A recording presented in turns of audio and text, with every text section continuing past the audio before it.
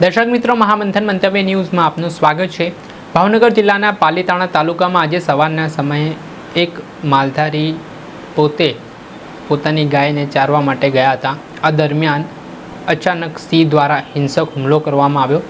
અડધો કલાક સુધી જે આ માલધારી હતા તેમને જકડી રાખવામાં આવ્યા। ત્યારબાદ જેમ તેમ કરીને માલધારી જે હતા તેઓ દ્વારા પ્રતિકાર કરવામાં આવ્યો સિંહનો, અને જેમ તેમ સિંહના ચુંગાલમાંથી તેઓ છૂટ્યા ને સદનસીબે તેમનો જીવ પણ બચ્યો છે। આ બાદ તેમણે પત્રકારો સાથે વાતચીત કરી અને વન વિભાગની કામગીરી સામે પણ તેમણે ગંભીર આક્ષેપો કર્યા।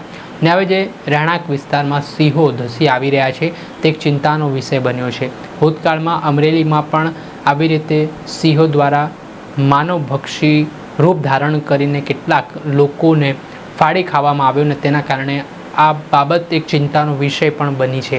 ત્યારે આને લઈને જે માલધારી હતા, સવારના સમયે શું આખો ઘટનાક્રમ રહ્યો હતો તેમના મોઢે સાંભળો। આપનું નામ? કાળુભાઈ ગોગાભાઈ પરમાર। કાળુભાઈ, શું બન્યું? હું સવારમાં 8:30 મારી ગાયને નીંદ નાખવા માટે જતો હતો, એટલે સિંહ આમ બેઠો હતો બજારમાં, તેથી હતરંગ મારી દીધો, મારી ઉપર હુમલો કર્યો। ફોરેસ્ટ વિભાગને જાણ આપી પણ એ કે આવે છે। સિંહે કઈ રીતે હુમલો કર્યો તમને? પેલા મારી ઓડ ઉપર મારીને એને પાડી દીધો મને, પછી મારો હાથ છે એને મોઢામાં। કેટલા સમય સુધી તમને પકડી રાખ્યા? કેટલા સમય સુધી સિંહે તમને પકડી રાખ્યા હતા?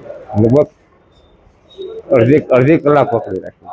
તમે બચાવ કઈ રીતના કર્યો તમારો? પછી મેં એને આમ ખંજવાળ્યો, બરોબર છે, એટલે એને મારો હાથ ઢીલો મૂક્યો એટલે મેં હાથ કાઢી દીધો। પછી મારી ગાય પાછળ સીધો ત્યાં ગયો ઝીપડાની અંદર। લોકોએ બધા કોઈ મહેનત કરી નહીં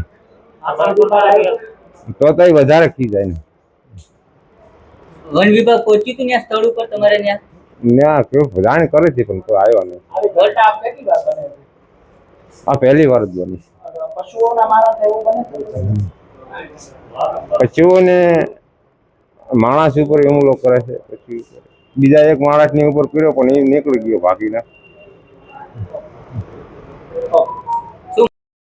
આપે સાંભળ્યા હતા કાળુભાઈ નામના માલધારી। તેઓ કહી રહ્યા છે કે તેઓ પોતાની ગાયને ચારો નાખવા માટે ગયા હતા અને આ દરમિયાન પાછળથી સિંહ અચાનક આવે છે અને તેમના ઉપર તરાપ મારે છે। આ ઘટના બાદ અડધો કલાક જેટલો સમય છે તેમણે તેમને જકડી રાખ્યો હતો।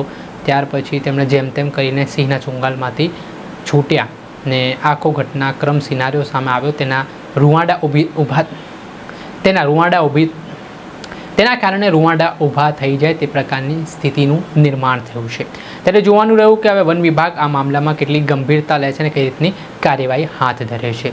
દર્શક મિત્રો, આવા જ અવનવા વિડીયો સાથે આપને માહિતગાર કરતા રહીશું, પડે અપડેટો આપના સુધી પહોંચાડતા રહીશું। એટલે મહામંથન મંતવ્ય ન્યૂઝ ચેનલ જોતા રહો, લાઇક કરો, શેર કરો।